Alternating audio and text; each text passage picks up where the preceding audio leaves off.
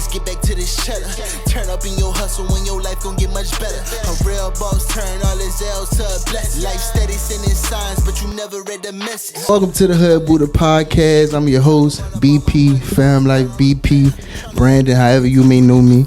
And we are now locked into session 12 of the Hood Buddha Podcast. And today, we got a special guest, the mogul, the New Orleans legend herself, Miss Raynell Stewart, aka Wazam Super, aka Super Bad. SupaCent. Where you get Super Bad from? Your rap name. I got some more AKs. You ready? Okay, I'm ready. Cause you gotta know me to know Super Bad was first. Okay, go ahead. Super Bad. That was her rap name. Young 23. That's my rap name. Super Bad was my stage name at first. Oh. You got it right though. I was trying to make sure you weren't like confusing me with Super Bad the rapper. We giving y'all some. No. Okay, no. bad. Okay. No. We Because not people don't know that it was Super Bad before Super. Yeah, okay, so now we know that now. Gotcha. Okay. we know that. Y'all know. My favorite AK is Miss Put You On. Who? Miss Put You On. Put you on. Why I gave you that name. You gave me that name? Yeah, I gave you that name. Miss, I'm gonna put you on. Definitely gonna put somebody on. You gonna definitely put somebody on. If you don't do nothing, you gonna put somebody on. Do it. I love it. Who the first person you feel like you put on? First person I put on.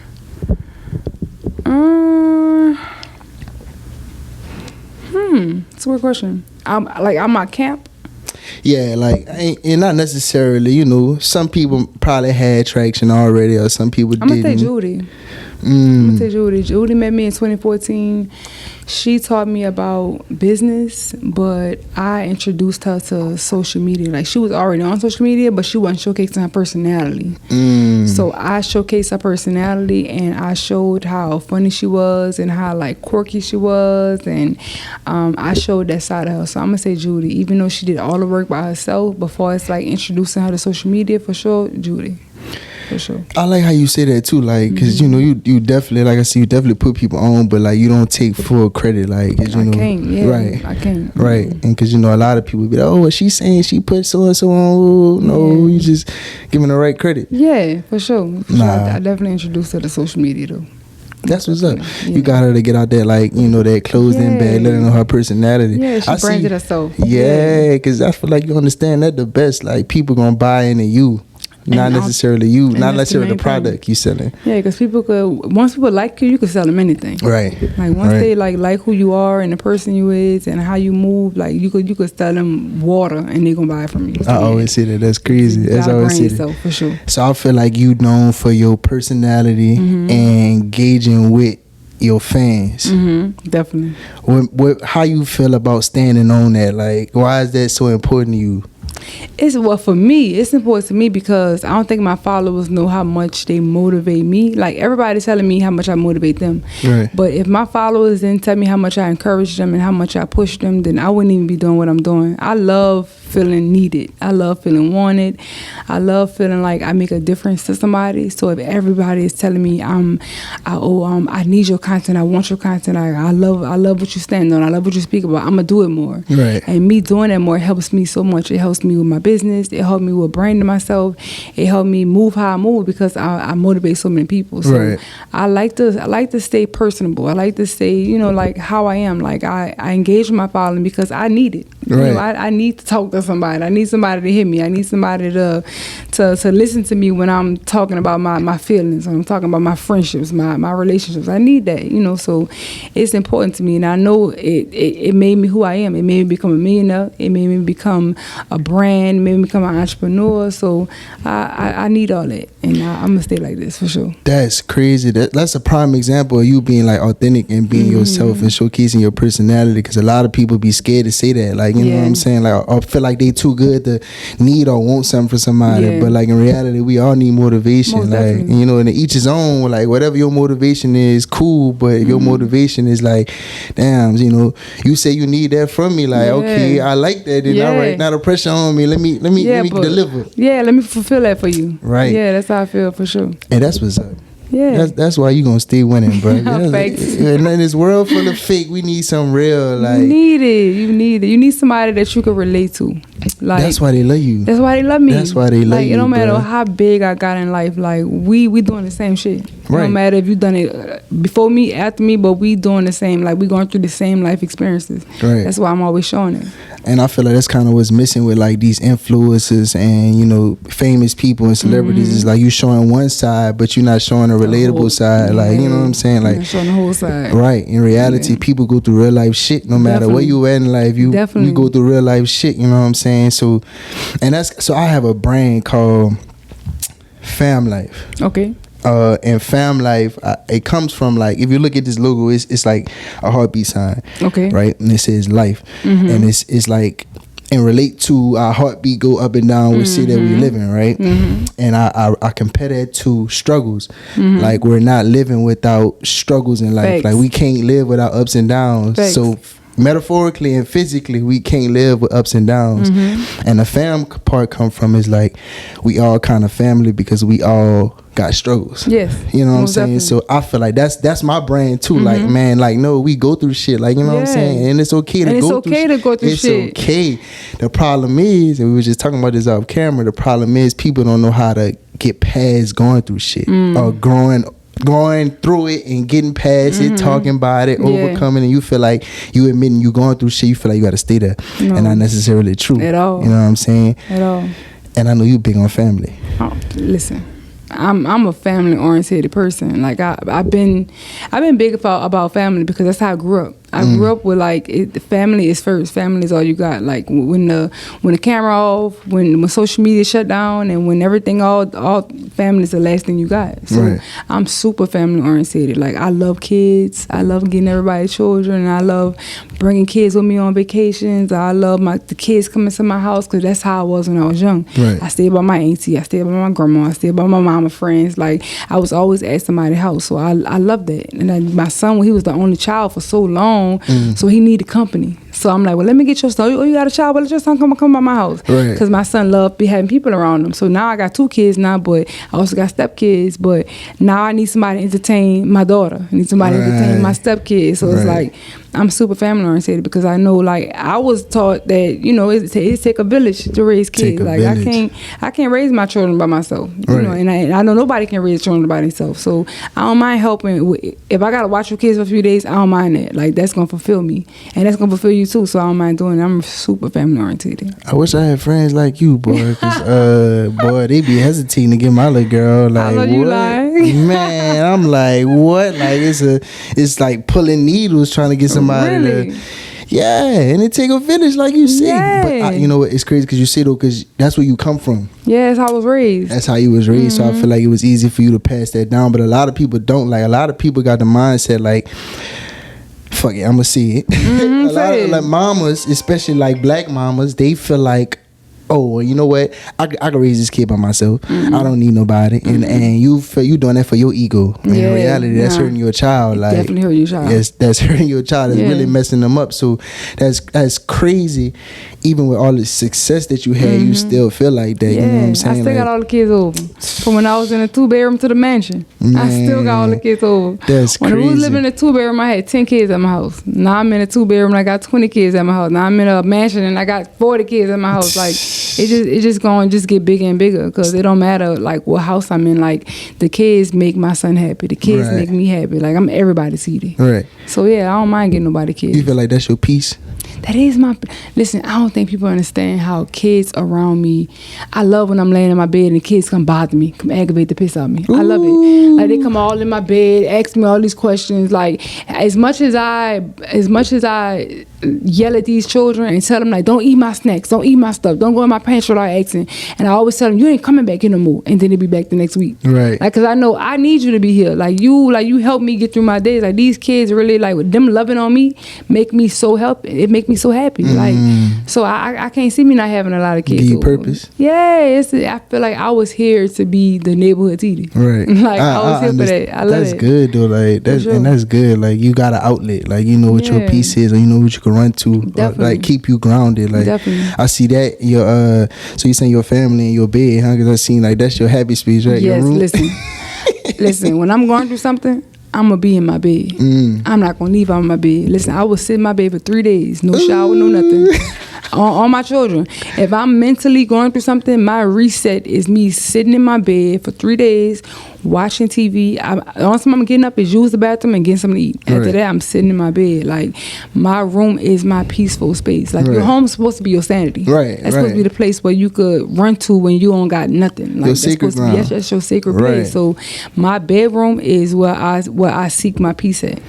And I don't think nothing wrong with that. It shouldn't be. You should find peace in your home. You should find peace in your partner. You should find peace in your children. And all that is at your house. Because I feel like some days, be working so much when you got so much going on. You take a day off and you feel so bad about it. Like, man, damn, I ain't doing nothing at all. I'm going to take days off. Me. Not me. I don't care how far I get. I need some time to myself. I need to be in my bed. If you listen to this, ain't nothing wrong with taking some time off just to simply get your mental together. You got to reset. You got to. You got to reset. Because if you going, you're going to wind up crashing. Yes. And you're going to crash so bad. And you're going to stay there. And you're going to stay there. And everybody else around you going to be messed up too. Yep. Yes. Everybody else around you. So, exactly. How was you growing up? I heard you say that you came from a single parent household, right? So how was that for you? Man, that fucked me up. I ain't even listen. I don't think I realized how much being in a single parent household messed me up until this relationship. Right? Like my mom, I watched my mama work 2 jobs, work sun up, sundown, right? But even though she worked sun up, sundown, you never hear me say, my mom wasn't there for me. Yes, she was. Like I know where she was. She was at work. She was making sure we were straight. Like I used to be inside with my sister. We used to watch TV. We'll play the game. We'll be outside. But watching her do everything by herself and not even realizing that I'm bothering her, asking her, can she give me this, knowing she can't. Not even worrying about her sanity. Like never seeing her cry. Like I should have been able to see my mama cry. If I would have seen she cried, I would have known she was going through something. I would know that it was okay to cry when I got older. Like seeing her, my daddy went there. Still to this day, nigga ain't doing shit. But I love him. But like that's your reality. This is my reality. Like I love my dad. I feel like if my daddy wasn't who he is, I wouldn't be where I'm at because I get a lot of traits from my daddy. Like my sense of humor, how I move, how I act, all that come from my pa. Right? So but seeing her deal with all that by herself, I'm like, damn, like I treat my man this way because I watch my mama be so independent and I can't depend on a man because my mama never depended on a man. I can't ask a man for nothing because I ain't never seen my mama ask a man for nothing. So just realizing like it was a great thing to see, but also it kind of got me crashing in my relationship. So I mean, I wouldn't change it. But that's why I had to go to therapy.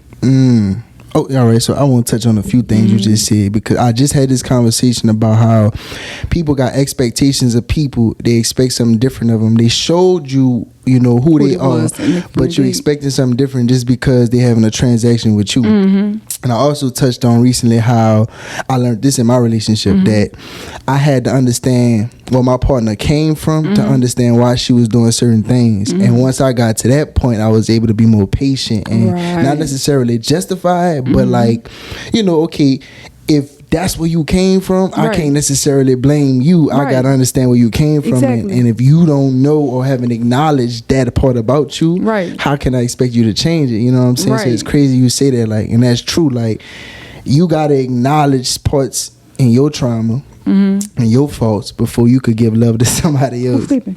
Ray, you snoring, baby. Oh my God. You good, bro? Babe, you snoring. Yes. You wanna go in a different room?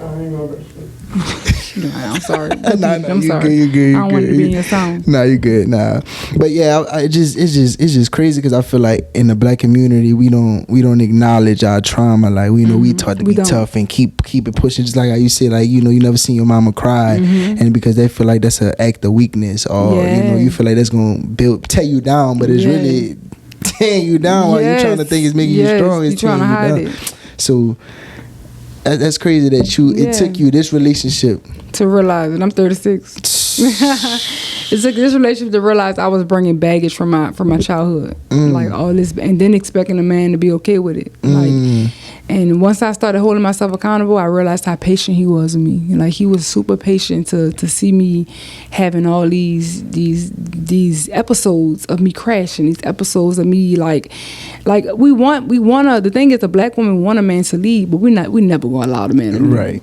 We never gonna depend on the man for real. Right. We want to. Right. Our mind want us to, but we're not really gonna depend on the man. Unless you saw that. Unless you witness your mama depending on a man. Right. If you ain't see a man in your mama life, like, just let your mama feel safe and feel okay, and he got up and went to work and he came home, and your mama, even if your mama went to work, but knowing your mama was able to depend on somebody, if you never seen it, you don't know how to do it. Right, exactly. It can't be taught. Like, you gotta see it, and you could try to teach it. Like, right now I'm trying to, but it's still like, damn, bitch, when you gonna let this man lead you? Like, when you gonna let this man when are you going to depend on him? Like, when are you going to actually put your worth in his hands? And it's hard. I'm trying. Right. You know, I decided to, step into therapy, and I've been taking baby steps, but I feel like I'm gonna get there. But I can't blame myself. I gotta blame where I come from.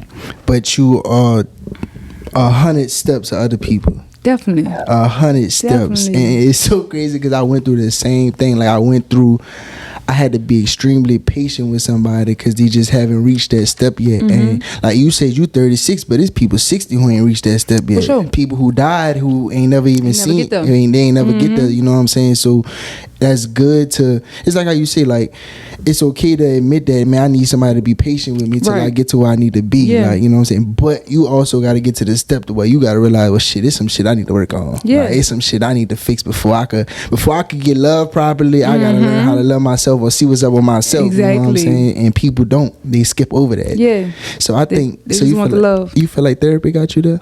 Therapy has been probably the best thing that has ever happened to me in 2024. Oh, so you started in 2024? Yeah, I just started. I started in 2024. Oh. My first time going to therapy was a couples therapy. It was last year. That my very first therapy session, I feel like I got jumped. I'm like, ain't no way you motherfuckers about to tell me I'm this and I'm that. Like, it's my fiance, it's the therapist, and I feel like I really got gang raped. Like, god damn, like, y'all basically telling me I'm wrong for this.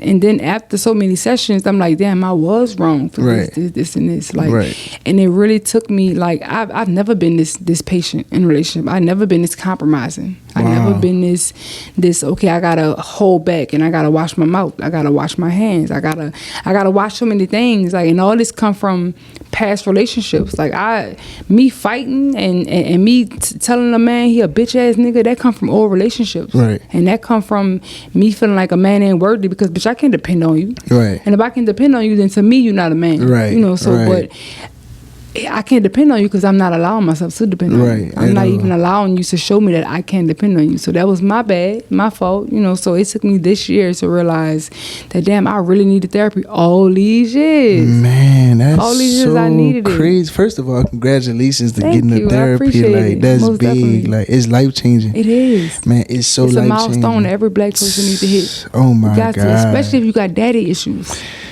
And a lot of us do. Yes. A lot of us do. Women don't know the first man that break your heart is your daddy.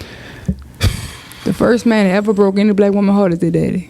And I'm telling you, I don't think they realize it. You know what? I really feel like that was a major part of me stepping into therapy. Mm-hmm. Because for me, my daddy died when I was like 9 years old. Mm-hmm. But even before that, we ain't had no relationship. Okay. I don't know how this man walked, talk. I can't tell you what was favorite color, none of that. You know what I'm saying? Like, and it just, the situation was he wasn't around. You know what I'm saying? But, and I heard you say this too. It was a point to where after my daddy died, I could not go around my grandma. Okay, why not? Cause I look like him, I walk like him, I stand like him, I smile. I was killing her, and it was like, how can somebody be like that? And I just told you, I don't remember how this man walk, talk, sound, you don't know. and I could not go around my grandma. She'd cry every time, like every time I talk, every time she hear me. Yeah, so it's like them traits you say, like I picked up a lot from on him, like, you know what I'm saying. So as growing up, even though I know this man, every time I go around him, like, man, you look just like your daddy. Yeah, you act just like your daddy. That's like my grandma was me when I was young. She was like that's your daddy. crazy. Like, so it's like you can't even disengage from that part. Like, nah, this is this part of me. You know what I'm saying? You gotta embrace it. You gotta embrace it. Embrace it. And I realized, like, man, damn. Even though I had a stepdaddy, my stepdaddy practically raised me. You know what I'm saying? So it's still just not my daddy. Right. You know what I'm saying? And It'll never be. It'll never be. You For know what I'm sure. saying? Especially when I feel like my daddy was took from me. Okay. You know what I'm saying? Most Like definitely. my daddy died at 28. I'm 29 now. young. Yes, Yeah. I didn't outlive him. Yeah. So, you know, even though he wasn't around when he was alive, in my heart, I can't necessarily fault you like that because you died young. Right, Like right. everybody got different paths in Yeah, life. You life know what I'm was saying? taken Like from who's to say that you would have turned around or not? Right. I ain't saying you innocent or not, but Yeah. you still my, you still my Paul. You still had hope. You still my For sure. right. So I know I needed therapy because I had daddy issues. I had abandonment issues. I felt like I was abandoned, but I'm connected to this person. Yeah. I don't even know. Yeah. You know what I'm saying? Like I'm spiritually connected to this Yeah. person. I don't even Spiritually, know. mentally, emotionally, everything. And it's crazy. I don't even know him. I Right. don't know how this man sound. Nothing. And I can imagine how his people feel when they see you. When It's they be crazy. around you. You probably act just like him. Every time I go around him. Yeah. Like, man, you look just like, even his friends, strangers, like, man, I know who your daddy is. You look just Right. like him. Like, man, Yeah, I don't that's how know. it's my Paul. Right. You know what I'm saying? So that's crazy, man. And so you started therapy this year. What made you go? What made me go was the situation that happened when the first time me and my fiance broke up in December. And I know what happened in December. I know it was something that was detrimental to our relationship, but I didn't want to keep blaming him for what happened. Like, I know, like, just because it's like if I stop doing something and then something happens, and even though I didn't do nothing that day, but I still caused what happened. I still turn. If I keep cursing you out, keep downing you and keep like treating you like you ain't shit. You played your part. And right. Right. Like I know why we're here. Right. We here because I contributed to us being here. So I'm like, I need to find out why I'm like this. I need to find out why I'm doing this, why I'm responding this way, why I'm triggering this person to react this way. Right. And I can't keep saying, oh, I ain't doing that day. Yeah, but you did something the month before. Right. You did something the year before. Right. You did, like, you turned this person in like this because of how you are. Now, not taking away from what the man did, but Right. he held himself accountable. Now it's time for me to hold myself accountable. So I'm like, well, I need to go to therapy and see why am I this way? Right. Why am I so disrespectful to a black man? Right. And that's why I went. So it's safe to say your relationships got you to therapy. Definitely. My That's relationships crazy. and my daddy issues too. So my daddy he's around, and he's been around for a while. I ain't gonna make it seem like he ain't been around. Like he pop up on me every now and then, but I'm still questioning, why are you around? Are you around because you love me, or are you around because of who I am today? Right. And I know he loves his kids, Right. but I'm expecting a different type of love from you. I don't want to. Yeah, I love you. I want, like, you are my light, you my soul, you my everything. But if that's not what he feel about me, okay, cool. I gotta respect that. But my thing is, I got kids, Right. and I know, same thing, abandonment issues. Like, my dad used to leave me waiting on the corner, waiting on him, Right. But I'm like, listen, you already missed that moment with me, but I got kids now. Right, So are you right. going to be a granddaddy to them? And if you are, you can't play with them like Right, you play with me. Because my right. mom was like, well, you look, your dad ain't come, he ain't come. She never told us, like, how today, if somebody was to leave my child stranded, that's it, but you can't come back. But my mom was like, if he come back, he come back. If he don't, he don't. Like, she never told us that just because he left us, he can't come get us next week. She never Okay. said that. But me, I'm not playing that. Right. I'm not like you not their daddy, you their granddaddy. Right. They're not gonna miss you. Right. I mean, they probably will when they get older, but on my watch, it can't happen. So I'm like, if you want to be here for my children, you can't leave them standing on the corner. 'Cause Right. if you do, we're gonna have problems. Right. Like, you missed that moment with me, I'm over it. I'm trying to get over it, but you can't do that to my kids. So Right. my question is, I know you're here now, but why are you here now? That's my thing. So I'm going to counseling to see, should I be okay with you being here for a certain reason, or should I just be happy you're here? Right. But I don't know. I'm still trying to figure it out in therapy. Have you tried to have that conversation with him? Yeah, man, I did. That nigga told me? That nigga said, you ain't over that yet? Yes. Yes.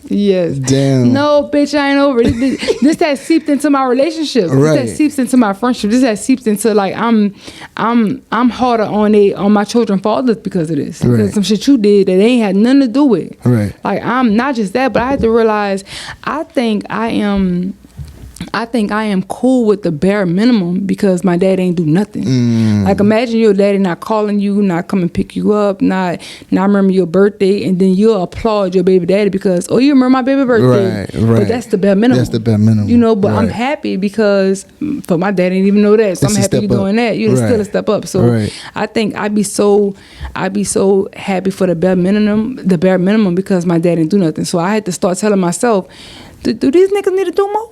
Right. Do your baby daddy need to step up a little bit more? Like, 'cause Right. if they do, you need to tell them. Or if not, cool. But I don't wanna be so comfortable with the type of my baby dads are great.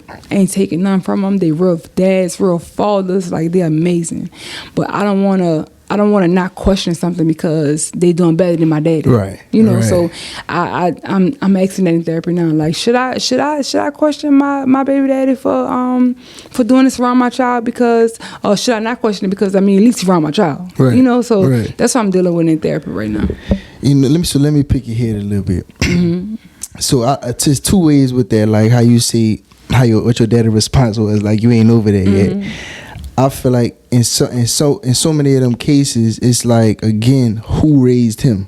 What did he see? If Great question. And it's not justifying it, but if that's what he saw, he don't even have okay, that was wrong. Let me make up for it. You Great think question. that this is okay because this was taught to you, like, and I just say that because, for example, like my mama. I had to be patient with my mama. Like, you know, growing up, going to therapy, once you go to therapy and you actually be able to acknowledge and see different shit, you going to start able to pinpoint stuff out about people because you pinpoint stuff out about yourself now. Like, you real with yourself. Like, and I'm the first one to admit, like, I'm going to tell you when I fucked up because I already know, like, Right. I done did the shadow work. I done did the therapy. Like, I can tell you when I'm in a fucked up mood or, Right. you know what I'm saying? So, I think, like, with my mama, certain stuff about her came from her mama. Okay. You know what I'm saying? Like, I'm looking at my grandma like, damn, look how you act with my mama. Like, Right. my mama ain't see no difference, so of course you act like that. Right. You never did You therapy. understand it now. You don't have the openness or the awareness or the communication Yeah. because you wasn't even raised like that. You Right. haven't went to therapy. You haven't, left New Orleans. You Right. haven't expanded, and you know what I'm saying? So, it's not justifying it, but I kind of understand more where you come from and why you act how you act. Right. And you truly don't know nobody until you know where they come from. Like, And listen. That's something that I don't think my therapist ever asked me. That's a great thing you asked me because I don't know. I know his grandmother raised him, so his mama and dad is my grandparents was they were married. They've been married since they deadbeat. They've been married, right? But they didn't raise him. And I found that out from him probably like a few years ago. He told me his grandmother raised him.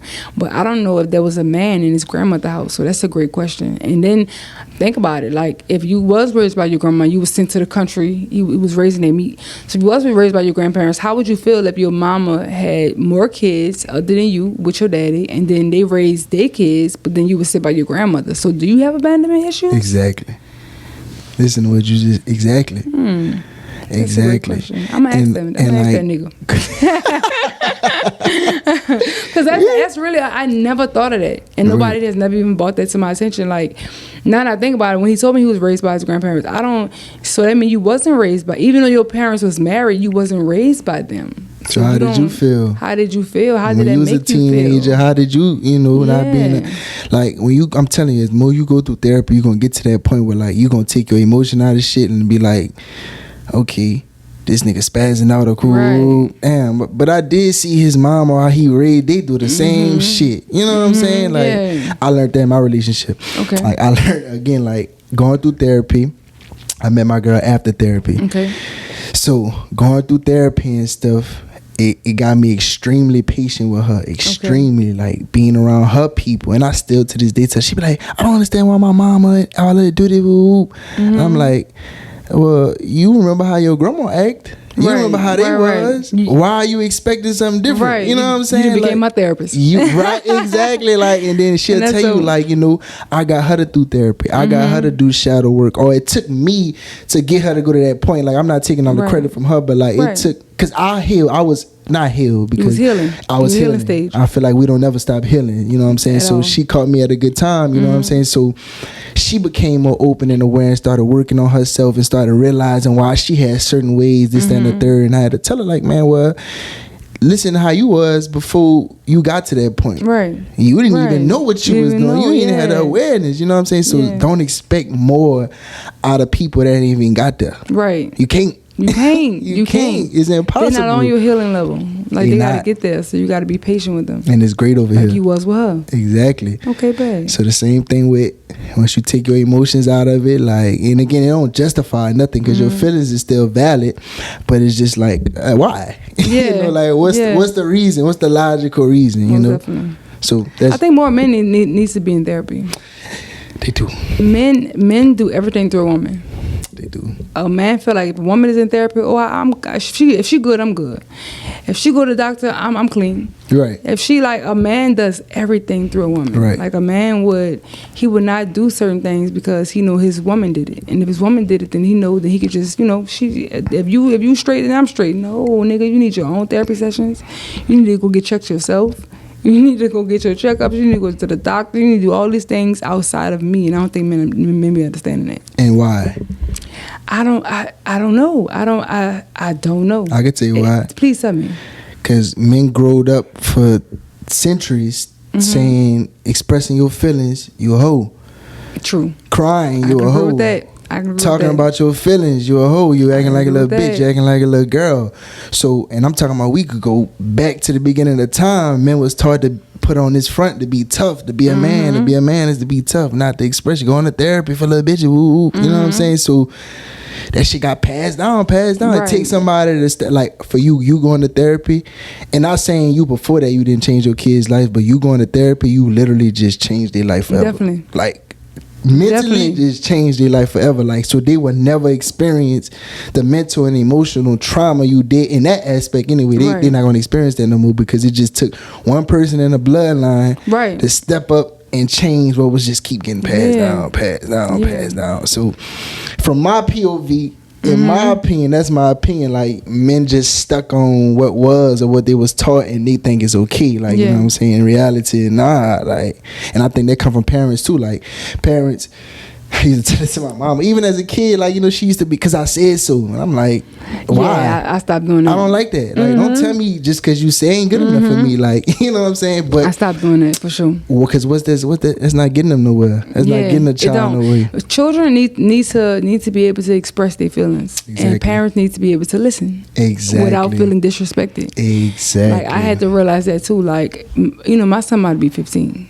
so I'm dealing with a man right now. Right. You know, and I'm trying to. I need him to understand that you are.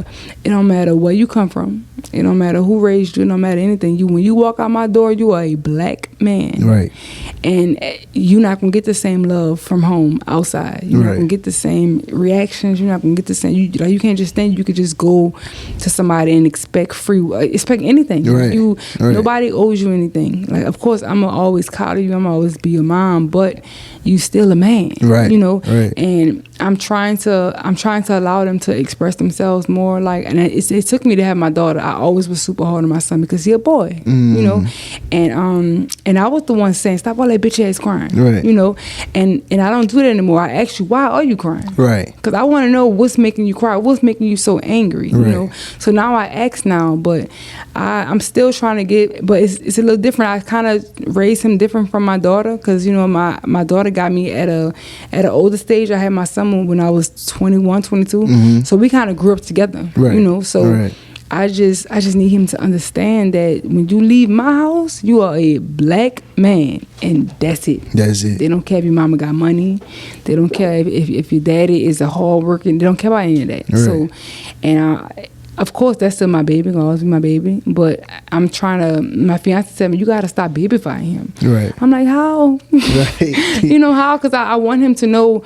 When he enter a relationship, I want him to know that you're supposed to be loved. You're supposed to be respected. You're supposed to be cared for. You're supposed to be neutral. Like you're supposed to receive so much love because you are the man, and you will be the breadwinner. Right. You will be the provider. You will be the strong person. You will be the protector. Right. So I want you to know that when your mama cook for you, you want the same thing from your woman. Like you want your woman to be that to be that. Your woman is supposed to be your mama. Right. But she's supposed to make sure you straight when you go on. Like your woman is your peace. Right. When you come home, it shouldn't be no arguing. It should be no fussing. It shouldn't be no bickering because you just came home from making sure the lights stay on. Exactly. So that's my whole thing with me trying to teach him. So that's why I love on him so much. That's why I'm always kissing on him. Come sleep with mama. Come come be under mama, because I want him to know that when whoever you pick to be your forever, this person has to love you through everything. Your hurt, your trauma, your pain, whatever. So you set the standard. He's still 15, so he gonna get that. He definitely gonna get that, because that's better than a lot of the men grow up and they need validation. And that's why they become hoes and they sleeping with so many different people, because you ain't have that at home. And again, that take acknowledgement to understand that, like, man, damn, I never had love from a woman, so I feel like I need to bounce around. Yeah, you gotta get all these hoes. No, get you caught up. Yeah. No, you don't. It's some wrong shit. No, but I'm just like that with my daughter. She fool, and I let her express herself to the fullest. Mine like, my daughter 5. And she flipped by them out. Too damn smart for old good. She told my mama one day. She told my mama that she wanted some candy from the store. My mama said she ain't got no money. This girl told my mama, use your credit card. Oh, what 4-year-old? You got some money somewhere, man, and you gonna use not debit card, credit card. What 4-year-old? She must be seeing her daddy use her credit card. That thing is inspired, boy. She see everything, she absorb everything. Man, crazy. One time I ate her last banana. That thing told them she ain't know who did it. She told them pull up the cameras and see who did it. She was 3 at the time. So she a logical thinker then. Yeah. She trying to get to the bottom of everything. She trying to get to the too smart for but I love it though. I love it, and I encourage her to express herself and like listen to you. Like, and I told my girl this before we had the baby. I'm like, listen, I'm gonna emphasize being her friend more than anything.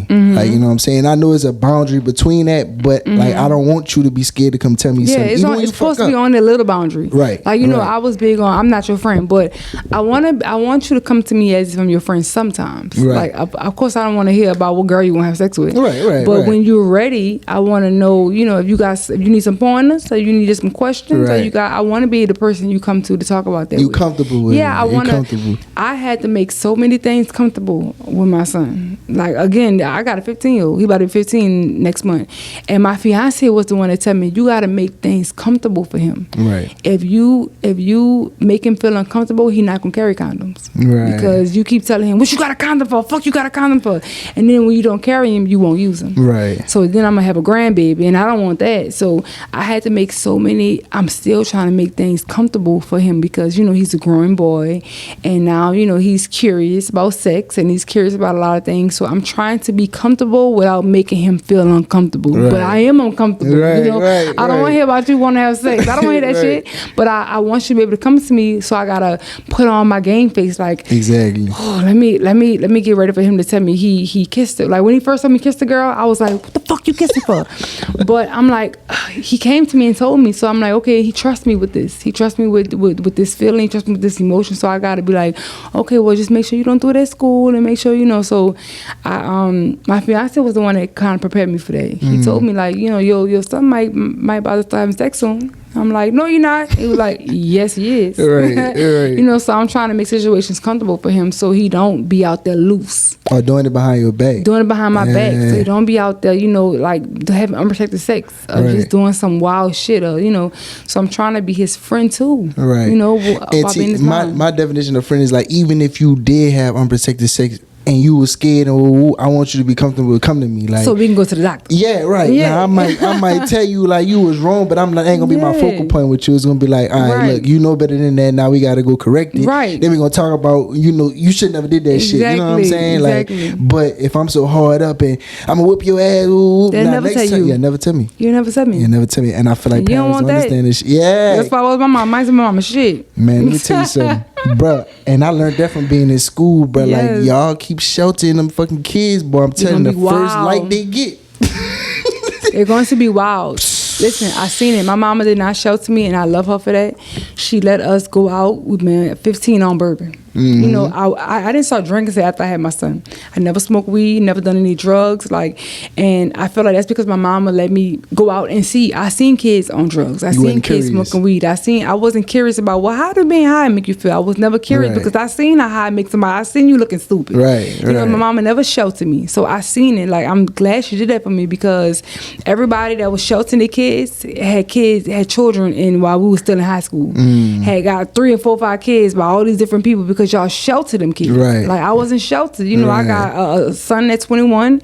I got my daughter when I made 31. Like, I picked great dads day in their lives. Like, I'm not making no poor decisions when it comes to pregnancy and all that. Right. And I feel like if you keep sheltering them kids, they're gonna be fucked up. They gonna be fucked up, They and that's gonna some be shit you ain't gonna be able to undo. Yeah, and you can't fix it. You can't fix it. I experienced that firsthand. Like, them kids be wild, and it's because they're curious. They be wild, and they be the ones you never expect. The church going girls getting trains ran on them. Be wild. Be the most. Yes, that'd be the ones. That'd be the ones. That'd be and the they were so ones. sheltered. That's crazy. So, the crayon keys. Mm-hmm. How was your experience? So I knew Vine, or was it Vine or Periscope? It was Vine first, then Periscope. So transitioning from, because I even at the time it wasn't even called a social influencer. It was just It wasn't influencer. It was just somebody popular. Yeah, It was like a popular it was girl. in that time. That's crazy. You come from a whole different era. Shit Yes, different now. Yes, it's so different. Shit, So different. You made that transition from that to entrepreneur. How was that? Like, what was the transition, and how did you get started becoming an entrepreneur? So the first thing I ever sold online was bounce CDs. Okay. Right? So when I was on Periscope, I used to be on live, and I used to be playing bounce music all the time. You know, a girl riding around New Orleans, she playing bounce with her daiquiri. And I had so many followers from all over the world. It was like, what kind of mix is that? Like, what you listening to? I'm like, what is this bounce music? Like this that beat, ho? You know? And what's that beat? I'm like, this that beat. Like, this is when the DJ gonna remix the song. So I basically I started selling burn CDs. Okay. Like, I came up with I just basically took songs off YouTube, put them on a CD. I got Cessful 5 to make me CDs. I got my graphic made, and I call it This That Beho. And I started selling it. It crashed and burned. Most horrible. Listen, I don't know what the fuck I was thinking. Trying to sell burn CDs for $10, no shipping. Shipping was free. I'm spending fucking $3 on shipping. The CDs was $7. Just working. I'm charging, so I basically ain't make no fucking money. I made $14,000, but I spent that by doing the CDs. Right. So it's like me pack. This when I was writing on the envelopes. Like, people getting their CDs, they broke. They coming in broken shit, like horrible. Like, everything was just horrible. Right. So that first time I sold something, it was a trial and error. Like, I learned how to do shit, and then I started selling super hitter shirts. Like, people was calling themselves super hitters. Like, oh, you know how like Rihanna got like the Re Navy, and we got the Beehive. I had super hitters. Okay. So I was selling the super hitter shirts. That was doing well. Then I started selling I block holes, because I was on Instagram saying, oh, I block holes. Y'all ain't about to be on my page. So I started selling them shirts. Then my son, he got bullied when he was in I think it was 2nd or 3rd grade. So he came out with shirts called I Block Bullies.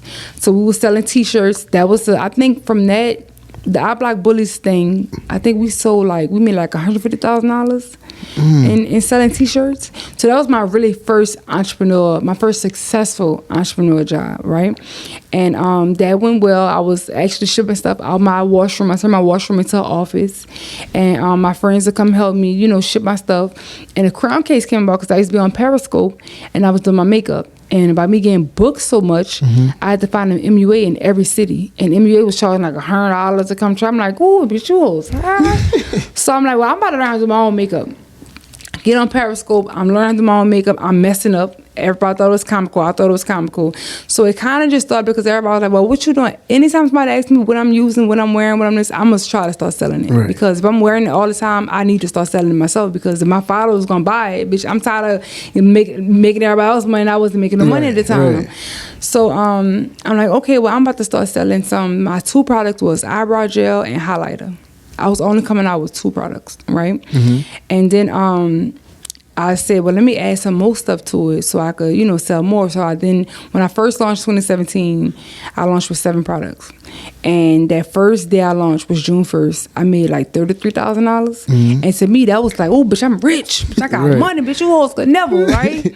And the whole brand was meant for people to learn how to do their own makeup. Like, they watched me, didn't know anything about makeup. Didn't know what I was doing, and now I do my own makeup all the time. I don't want nobody else to do my makeup. I do my makeup so cute. Like, people think I'm a fucking professional makeup artist. Right. To learn how to do makeup. So all my products look like school supplies, so they will be okay with learning how to play in the products. Like, nobody's not gonna play no $50 MAC palette. It's too high. It's too expensive. I'm not about to play in this. So my stuff was super affordable, and everything look like a school supply. So it looked fun. It's fun for you to play in.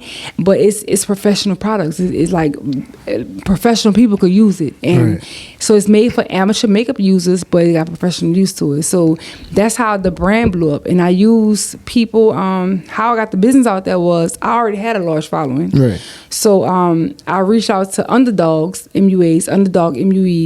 They probably had like maybe 2,000 followers. And at the time I had like 800,000 followers. Look, I'm gonna send y'all some products, and I'm gonna promote y'all if y'all give me some content. So y'all make a video using this palette. If you make a video using this palette, I'm posting on my page, and I'm gonna give you a promo. I'm basically gonna promote you on my page, but I'm y'all promote my product. So it's kind of like a barter system, right? And I didn't put nobody in contract because I basically wanted the crown. I call them crown cuties. I wanted them to be recognized by bigger brands, bigger than the crown case. I understood that my brand was not as big yet. So if you work with the crown case and then you start working with L'Oreal, my job was done. Like, that was the whole purpose of you being a crown cutie, was for you to expand outside of the crown case. Because there's always going to be new makeup artists, always going to be new MUEs, always going to be newcomers. So I'm going to always have new crown cuties. When you branch off and go work with, if you go work with MAC, I'm happy for you. I want you to. That's the whole purpose of it. I got my content, I got my money back, I made my bread. Like, you got your followers, you got your engagement. It's a win-win. So that's how it came. And I feel like the crown case was my very first super successful business. Like, literally, right now we at 60 million in 7 years. So it's like, that was my baby. That was my main thing. And it just, I would never expected it to be this big. That's in a million years. Crazy. That's first and foremost, congratulations on that. And you got bigger blessings on the way. Yes. But I see a lot of people like want to know how that came about, how that started for you. And to me, it seemed like you just used the tools you already had. Exactly. Like, you know what I'm saying? Like, you already had a following. So just like how you say, anything you seen people ask you about, you turned that to opportunity to sell. To sell it. So, and then same thing with the makeup, you know what I'm saying? You thought about how you already engaged with your people, right? You thought about, okay, how can I make this fun for people, which is another method of engagement with people. So that's crazy, because a lot of people ask that, but it seemed like you just looked around you and used the tools you already had. That's it. I feel like a lot of people need to understand that. You probably got the answers already. And still 100% owned by me. No investors. Shout out to that, but shout out to that. All me. Like, it's still me. How has that challenge been though? Listen, it's not a flex like people think. I know, that's why I'm asking. At first I thought it was, but it's really not, because once you meet your peak, what's next? Right. Once you hit your cap, what's next? Right. If you, like me right now at 60 million, why you not at 100? How am I get to 100? I didn't do all I could do. Expanding. I didn't. It's time to expand. Now it's time for investors. Now it's time for people. Now it's time for me to get a board. It's time for me to get people on at the table that can help me expand the brand, so I could be a MAC, so I could be a L'Oreal, so I could be a Maybelline. So it's like I did everything I could with the crown case. Now it's time for me to welcome in investors so the brand could get bigger, and then I could sell it. I seen you. You first thought about that once you sold $1 million in 2019. That's when that really. 2018. That's when that really came about, huh? Because what happened? So basically, it was Black Friday, and it was 2018. So Black Friday hit, and Black Friday is the time everybody gonna make money. Right. That's the time with whatever you selling, you gotta put it at a crazy ass discount so you can get rid of everything, so you can start for the new year. So I was not expecting it to be $1 million. I was expecting to make like a cool little, probably 800,000, like for the whole day. But for it to hit 1.2 million in 90 minutes was crazy. I'm like, okay. So basically, the whole year you get ready for Black Friday. Okay. You save some stuff. Like let's say you if this shirt you got, if you got 500 shirts, you want to save 200 for Black Friday. Okay. You want to sell 300 for the rest of the year, but you want to save 200 for Black Friday. You want this to be on sale for Black Friday so you can get rid of it, and then you make all your money that day, right? Okay. So I'm like, okay, so I got at the time I think I had maybe like 20,000 pallets, and I think I only put like 15 on it to sell through the whole year. But I'm like, this 5,000 gonna be for Black Friday. So I had 5,000 of everything, and I still sold out. Still, like I would have made way more if I wouldn't have fucking sold out. Right. But and people think selling out is a flex. It's not. Selling out is not a flex. You want to have as much product as you can so you could always make money. Like if you always sold out, then once people come to your site and you sold out, they ain't coming back. Unless you keep reeling them back in. Like you got to do so much for them to keep coming back. And if you always sold out, bitch, I'm not coming. I ain't got something to pay. You always sold out. Right. Somebody, if you known for being sold out, they gonna always say, you always sold out. Bitch, no, I'm not. Right. But you used to me being sold out, so they're not understanding that now you're not sold out anymore, so that you losing customers. Right. So I think people need to understand that, like selling out is not a flex. Being 100% sold on is not a flex, because you need somebody that's more experienced than you. You need somebody that's more advanced than you. You need somebody that know more about marketing than you. I learned marketing from just being myself. Right. I market from being super. Right. But I need somebody to market to the white folks. I need somebody to market overseas. I need somebody to market way further than my audience. So I think I had to learn that in my years of entrepreneurship, that it's bigger than me. Right. Like life is way bigger than me. I don't want it to just be super following. I'm trying to get everybody following. So I think that's what happened with me. So you working on that now? Yes, and listen, I'm open to investors. And like I said, I'm trying to sell. So once I sell, I want to open up new businesses where it does not rely on my likeliness. Because at 40, I'm getting the fuck off social media. Right. At 40, I'm retiring. I've been on social media since the party line. Right. You know, the party line. I've been on social media since Yahoo Chat. Like I'm done with it. I'm over it. It's time for me to like dedicate my life back to my children. Right. You know, people think once you become an entrepreneur, it get easy. It doesn't. It gets harder. Like it was easy when you had a job. Right. It was easy when you was clocking in and clocking out, and that was it. But like once you become an entrepreneur, you got to give your all to your business. Because you know, it's just like, you. It's just you. you. Like you gotta. It's not 8 hours no more. It's not 12 hours. It's 24 hours of your business. So it's like. Once I get to, I done did all I could do, and now I'm bringing the board on, and then once I sell, I'm gonna open up more businesses where it's selling, but not because of super. It's selling because of the brand is great. The brand got great products. The brand doing well, and I don't gotta get online and say, "Hey y'all, I got this business. I want y'all to check it out." I don't want to do that. I did that all my life. You wanted to be more passive. I wanna be a mom. I wanna be a wife. I wanna be a friend. I wanna be a babysitter. You know, I wanna be a volunteer at my kids' school. I don't wanna just be SupaCent no more. I'm ready to retire from this. It's been a long time. I feel like you could get there. I am. I know I could get there. Yeah. I'm working on it. Yeah. I got 4 more years. It's coming. I got 4 more years to back out. Well, before backing out, you gonna do a reality TV show?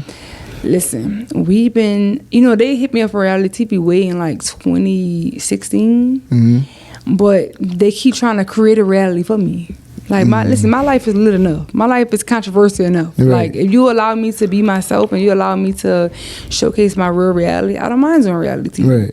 But no, I'm not for it. Like once I hit 40, I don't think I'm gonna try to be on there and showcase my life. I'm still trying to give my all back to my children. So I wanted to do it if they would have gave me the free pass to be, my real life and myself and my, but they want to build storylines and shit. But you ain't about to put no nigga in my lap. Right. That's like, not even your brand. That's not me. Like you're not about to make me lie on myself and make me know. Like I got enough fucked up shit about me I can share. But you're not about to lie and say I be around here touching on kids and no, bitch, that's not me. What? They would try to listen. They would come up with anything. Like, hey, look, say when you was young, say you had some type of scandal when you was 8 and you touched on a bitch. No, that's not real. Like they would do anything to sell a story. And if you're not gonna allow me to be myself, then it's a no for me. Man, it's a no for what me. about YouTube? Like YouTube vlogging? YouTube, I like YouTube.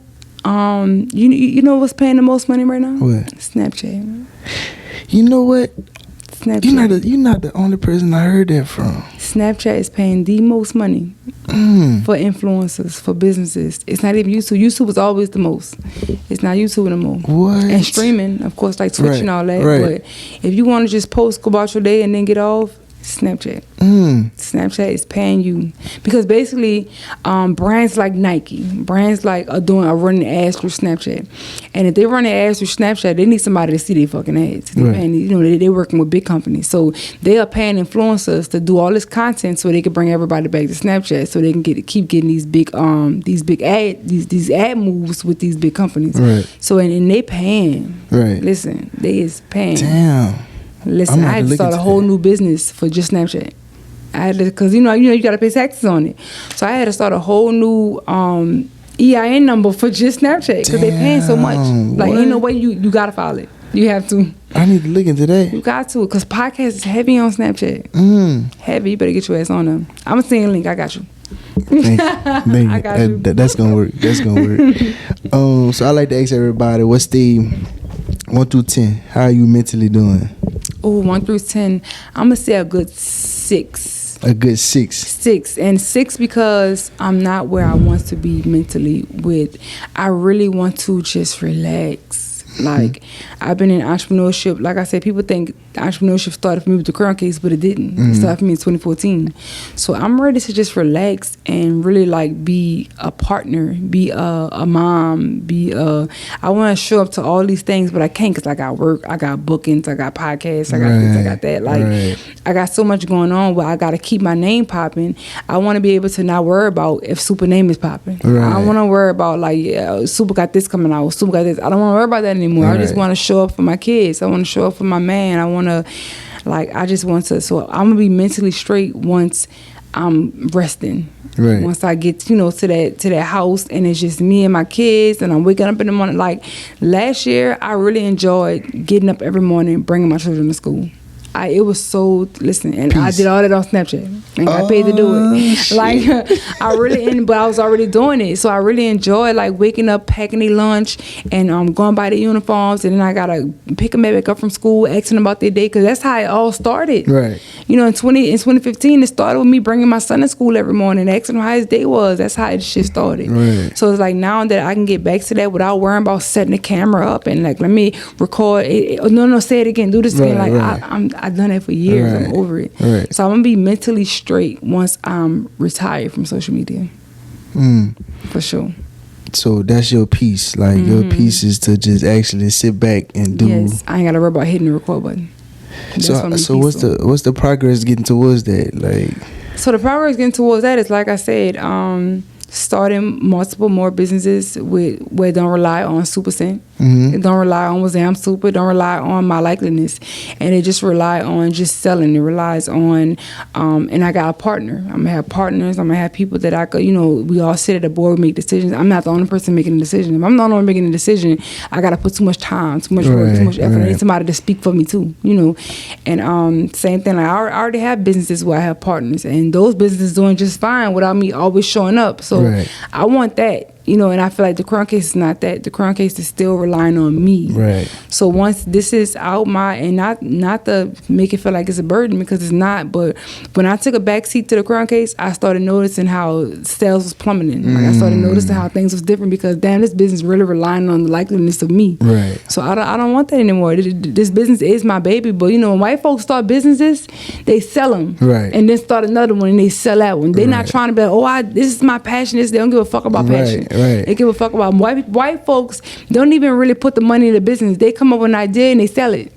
Like, they're not trying to hold on to a fucking business because their grandma passed it down. Right. They're trying to sell that motherfucker and then start a bigger business and do it all. Sense. It gotta be logical. Right. So I feel like we trying to strong arm our businesses because we're not used to having nothing. Right. We're not used to starting some shit and it actually flourish. We're not used to it. Right. But if you did it once, you could do it twice. You could do it multiple times. So that's my mindset. Like, once I do that, I'm gonna be mentally at peace. That's good that you realize that, because that means it's definitely coming. It's coming. It's creeping up. It's coming real soon. So I'm excited. I want to thank you Of course. so much for coming on here. Most You took your definitely. time, and I don't want to take too much of your time. Yes. Coming out here, before you go to, I gotta physically give you your flowers. Oh, really? Because I want to physically give you your you. flowers. Because like I said, you I miss. I'm gonna put appreciate your own. Like, and Mr. Put you on. yes, like you put people on, like and you that. just do it from the heart. You don't want nothing in return. I do. I don't want shit. Listen, I do want something in return. I want you to prosper and flourish. I want you to live past your friend. I want you to live past. I don't want your goal to be me. Your goal Right. should be bigger than me. I want you to be better than me. So that's what I want in return. I want everybody to. If I put you on, bitch, stay on. Right. Stay Right. on without me. Stay Right. on, and that's what I've been getting lately. Right. And that's my biggest flex. Right. Hey, I appreciate you. I appreciate you. Thank you so much. Y'all, this was session 12 of the Hood Buddha Podcast. Peace out. Let y'all see y'all next time.